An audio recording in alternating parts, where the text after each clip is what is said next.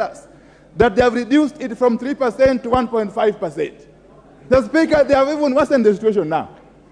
The situation has now worsened because the cap which was there initially of 2,500 has been removed.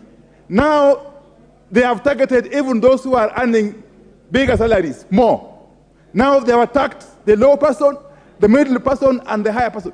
Mr. Speaker, let me tell you, in the village where I come from, we have got public servants. We have got employees who have toiled for years. Some of them are left with about 5 years to retire. They have got their own houses, which they have built through different schemes. You want to tell them to part with 1.5% of their pay, Mr. Speaker, to deposit in a scheme who nobody knows the intention about.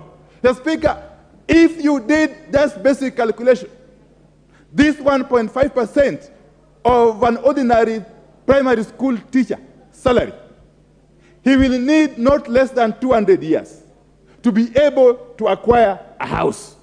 And yet this person is retiring in 5 years' time. So tell me, who is he saving for? Who is he buying this house for? Is his grandchildren, great-grandchildren, or who, Mr. Speaker? Nobody is coming up to give us answers to those very basic questions. And yet, to that poor Kenyan worker in the village, that 1.5% which you are forcing him to fork out can mean a difference between starving to death or surviving.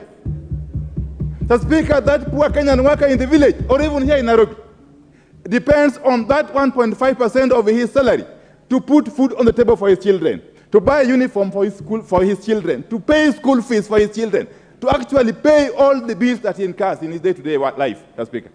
And therefore, this is one of those schemes. In fact, I would want to equate it to a pyramid scheme.